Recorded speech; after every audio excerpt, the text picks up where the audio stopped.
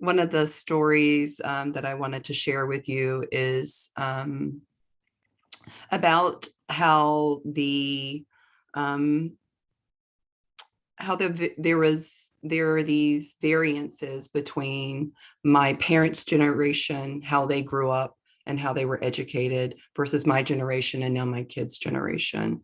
So my mom and my dad went to, in the 60s, attended high schools that were segregated. And so the high school they went to was all Native American, and the teachers were from their same tribes. And then fast forward to when I was in high school, in the late 80s, early 90s, the high school I attended, I should say this too, their classroom sizes were really small. So my dad's graduating class was 14 people, and then my mom's graduating class was 12. And then fast forward, when I was in high school, my graduating class was about 375 people. And there were 20 of us that were from my tribe. And throughout the whole high school, there was only two teachers who were from our tribe. And then fast forward to now, my daughter who's in high school, and there's no one in her school who is Native American. There are no teachers who are Native American. And so the teachings that each generation received, my parents were taught about their tribe in school. They were taught how to bead. They were taught about their culture. And then when I went to high school, we had a Title VII program through the government, through the state of North Carolina as well. That was the only time that after school that we had the opportunity to learn how to bead. So most of what we received was from home as far as the cultural part of who we were. One of the things I remember the most in high school was actually being thrown out of class. My government teacher my government teacher was teaching about the history of the country and kept referring to us as savages. And so I asked him, who do you keep calling a savage? And he said, well, that's what the history books call you. And I said, but I'm not a savage. And got into a huge argument. But it made me think, because the Declaration of Independence is still taught to our kids today. And if we're teaching the Declaration of Independence, which is a part of the country, the history of the country, then the language in there still refers to us as being merciless Indian savages. So, what is it that we're teaching our children? My daughter, the education she received in middle school didn't focus on even the tribes that are indigenous to the state of Maryland. It focused somewhat on the tribes that are out west, but yet again, the education that she's receiving is coming from my family. That's where she's getting the education.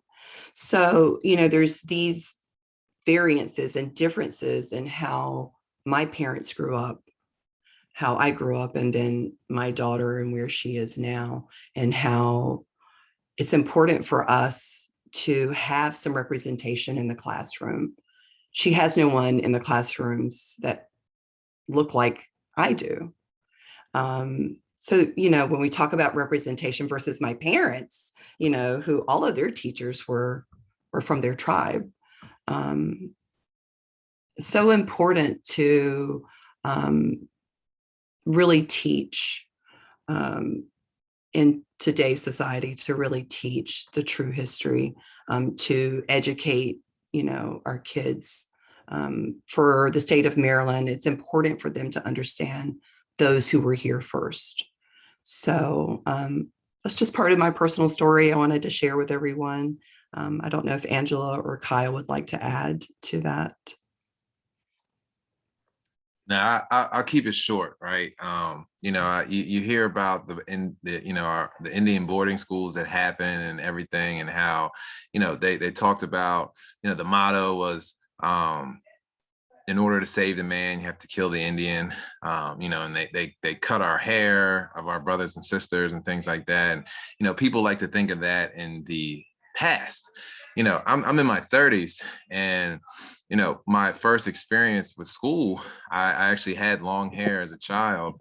And I went to a private school, and the first day of school in that private school, as a first grader, they cut my hair without my parents' permission, and this is in the 90s. You know, so my very first educational experience, that I remember, is having my hair cut. And as you can see, to this day, I still carry this short hair, and my mom actually still has the hair that they cut, because I was actually able to grab some and save it. So that was my very first experience. And, you know, my experience is very similar to what a lot of Indigenous people may have faced, in my generation, of just being excluded. I was the only person in my schools, elementary, middle, high school, who identified as Indigenous. And now I find myself as a teacher, you know, all these years later. My 20th high school reunion is coming up next year. I'm the only Indigenous teacher in the building. So not much has changed in all these years. I just want to add on that I think like Cher's story and Kyle's story just kind of reflect some of these, you know, the colonial paradigms that we see in our current educational system, and it's rooted in these historical structures, right, that cause intergenerational trauma to Native people, where there's extreme marginalization, and then the humiliation of the devaluing of a people because of their culture or identities. Like Cher's talking about being called a savage and Kyle's hair being cut off. It's also kind of a good example of the ignorance that we have perpetuated through our schooling systems, because US educational history regarding Native people was rooted in assimilation policies and like creating the next generation of a working class set of citizens that were, you know, adopted white culture. It causes this, you know, continuous trauma to Native people who are sitting in public school systems as the majority right now, but it also doesn't serve non-Native people because it perpetuates an ignorance about Native people's histories, our nation's history, the many nations that make up the United Nations within it, the tribal sovereign nations and things like that. And so, you know, it kind of just speaks to this large system that is oppressive. And as some of you, I think, mentioned in the chat, this is a critical point in thinking about how to shift education. And part of it comes from the UN's call to address the Sustainable Development Goals and to be including Indigenous perspectives in our educational system. So I think, you know, Cher and Kyle's story are just two examples, but you know, my children had similar experiences, and they're, you know, they would be closer to Kyle's children's ages, and they've had the same kind of ostracizing as Cher and Kyle have expressed in their own schooling.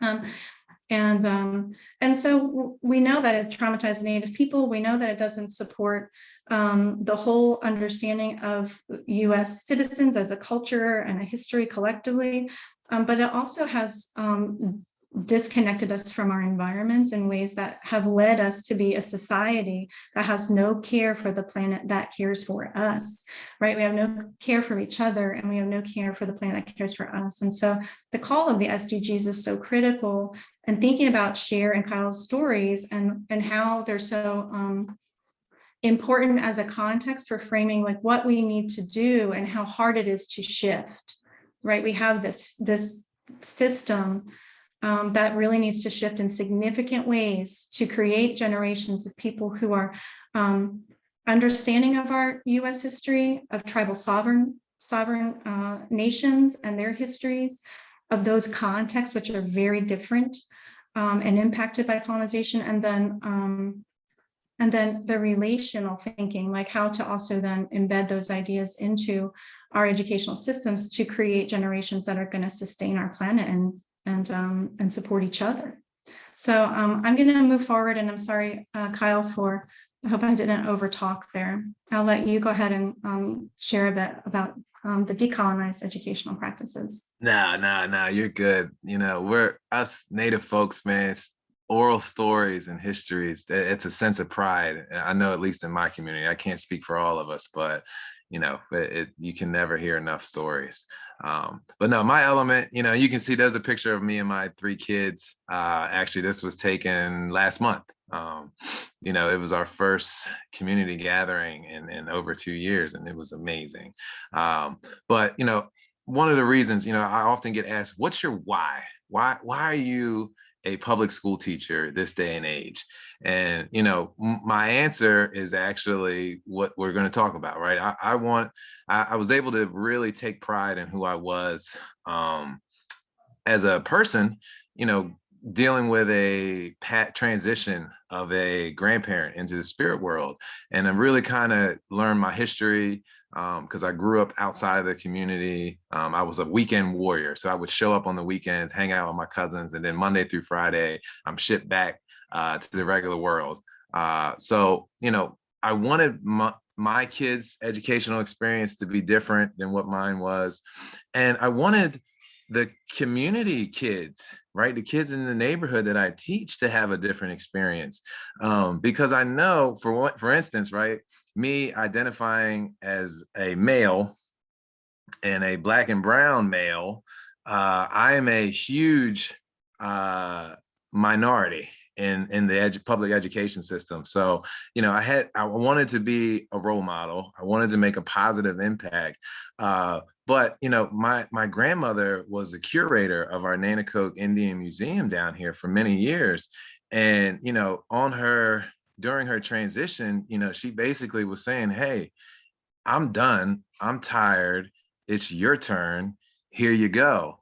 And I wasn't able to be a curator at our museum, but I was able to, take some of those things that I learned from her, take some of the things that I learned from my family, and bring it to school, bring it to work. And, so I started implementing different elements into my classes. So I started implementing community circles. We really started doing restorative practices in terms of handling discipline, for me in my classroom. And it was a shock to people because they didn't understand it. And, they couldn't process, something different than what's been happening. I come to grips that, unfortunately, my experience as an educator and a student is that, our public school systems, it's a school to prison pipeline, unfortunately. Even in Maryland, most of the schools that are designed are shaped just like the prisons, in terms of how the hallways are set up, how the classrooms are set up, the lack of windows in certain schools, and how they deal with the kids in terms of discipline and things like that. So I couldn't deal with that. I couldn't sleep at night knowing that, kids that look like me were set up for failure from the very beginning, from their educational journey. So I found little ways to make impacts. So, when a kid was getting in trouble, we tried to figure out how to do it as a community, as a circle, and we would come together, and it would be something simple. A couple minutes here and there in the beginning of class. All right, everybody get up, let's circle up. And I would kind of lead those discussions with that. And, it was really impactful. It was like pulling teeth to get them to go in the very beginning stages. But, I would set the tone, and I understand, I told them that, in this circle, we're all equals. So somebody who's 9 months old has the same voice and power as somebody who's 90 years old. And I think they got to understand that, and I think they embraced it, and it really allowed us to really lean in on some challenging conversations that normally don't happen in a classroom. I think about virtual learning that we've all, been in these last couple of years. So I took that time to say, you know what? we're going to focus on social justice issue and social emotional wellness. So I'm one of the few teachers in my district that was comfortable enough to have these conversations around, our Black Lives Matter movement, our issues with missing murdered Indigenous women, our issues at the border and things like that, because those kids in my classroom identified with that. And unfortunately, the school system failed to address that stuff at a point where these kids felt valued, right? My experience was a lot of my colleagues weren't comfortable talking about it, so they just didn't. And they skipped over that. And they wondered why these kids were checking out. They wondered why nobody ever had their camera on. Well, we're not relating to these kids, so decolonizing our practices was really helpful for me. I got to learn the kids about who they are, right? And I have a classroom, my classroom's got 35 to 40 kids on any given day. So, and we're physical education, so we're up and moving. So you can imagine how difficult that probably is to try to do a circle and to get kids to do that. But I found time, I made time, and I connected on them at a deeper level. I made sure that what they're experiencing on social media, what they're experiencing in the real world, is that I feel it, because I'm going through it too. And I'm raising kids to go through it. So I loved how we were able to connect. And I loved how, we were making the whole community address the issues that were happening, that were causing trauma in our communities, which doesn't happen. Usually there's, a power dynamic. I'd say you do this. This is the ramification for those actions. There's no wiggle room around that. We took the human element out of it from my perspective. And, the way that I started interacting with my class and doing it, we built each other up. Yeah, you can make a mistake, but how do we rectify that? How do we move forward? How does the community feel about this mistake? And how does the community embrace this person after the mistake? And it just really created a much more inclusive classroom. The kids felt connected. We really got to talk about things that nobody else was able to talk about. And they started to understand that the world is actually bigger than themselves. And they started to see right outside of outside, their perspective started to change. They could see things more peripherally, and it created empathy, which is something that, personally, I feel like we all need. So that's just a few of the strategies that I used in my classroom individually. I also highlighted the heritage months.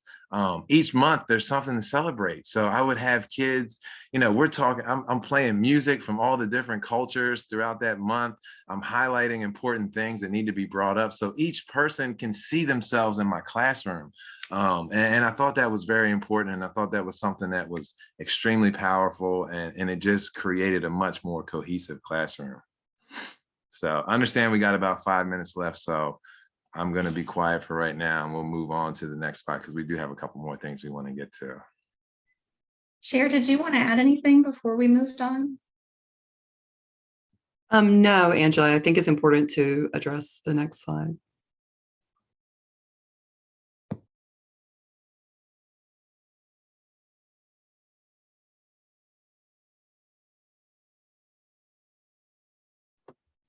I can't speak if I'm muted.